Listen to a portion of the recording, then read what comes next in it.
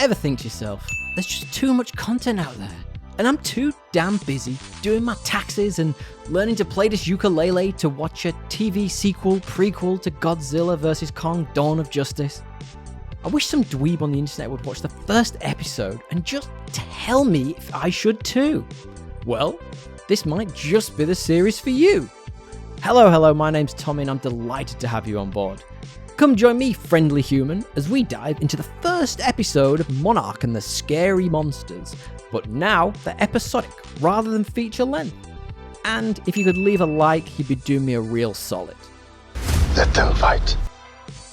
If you don't know, Apple are quietly creating some of the best produced shows and movies in the streaming era. It's just a real shame that outside of the likes of the Morning Wars, they haven't had a real water cooler show to get people really chattering about how damn good the service is. Probably why you're here and you haven't watched Monarch already. Created by Chris Black, the mind behind the criminally underrated Severance, and the likes of Mad Men, much like Apple's other televisual shows, Monarch Legacy of Monsters brings the production value in spades. Set in the Warner Brothers Monsterverse. Not sure why, but apparently you have to say it like that. It is an extension of the franchise, which includes the likes of the ironically named Godzilla 2014, along with Kong Skull Island, and Godzilla vs. Kong, where, despite the name, the actual loser was Hong Kong. The show is split effectively into two different time periods.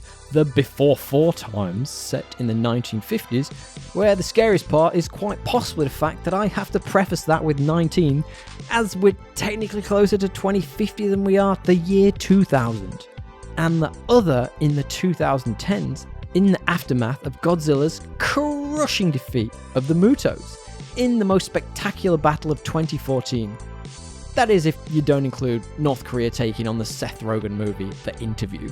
Monarch and the Monsters of Scarytown spins a compelling, generation-spanning family narrative around these two time periods, which, if TV has taught me anything, it's that this connection probably come in handy later on. Now, I'm no expert, but I bloody love Godzilla. Hell, I even liked the catastrophe that was the 1998 version when it came out. But I was 11, so you'll forgive my naivete. I've also very much enjoyed the almost accidental creation of a cinematic universe around these titans. However, the one constant criticism of this set of movies is the human narrative we are forced to follow.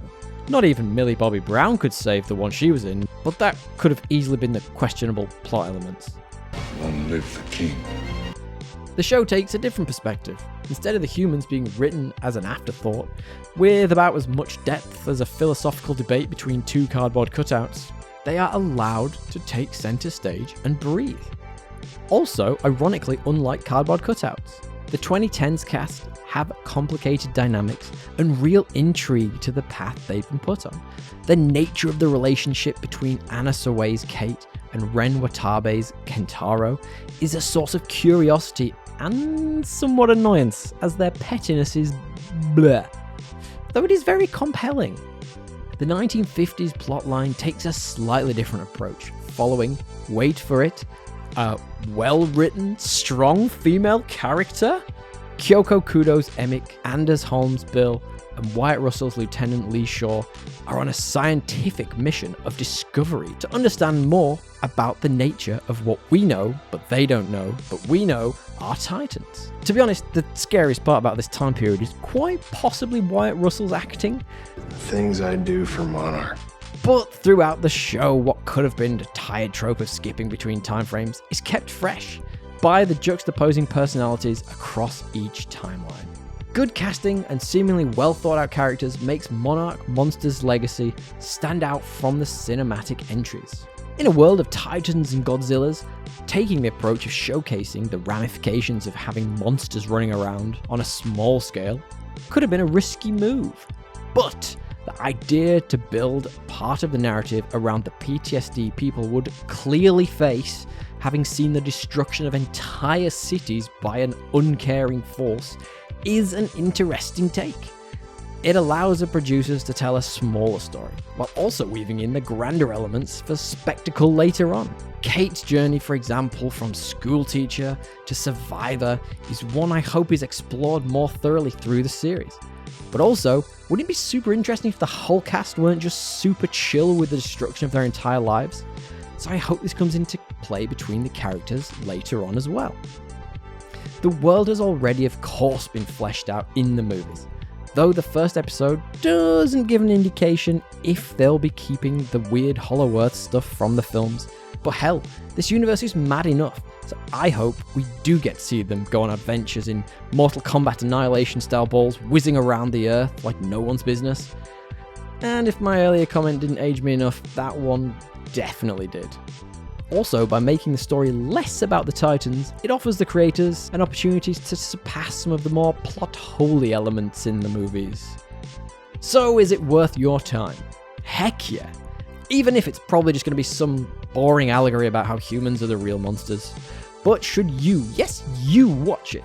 Well, if you like the Monsterverse, definitely. Otherwise, if you can deal with the fact a giant monster beastie or two will probably pop up throughout the series, it has potential to be a compelling story about loss and found family. But what we want to know is, what do you think? Have you been sleeping on Apple Plus? Is Wyatt Russell truly a terrible actor? Let us know your thoughts in the comments below. And while you're there, feel free to drop us a like and subscribe. You know how YouTube algorithms work. I've also linked below our website, www.podcastassemble.com, where you can find our regular podcast and so much more. Why not join us for more geek content? Thanks for popping by. Laters, Gators.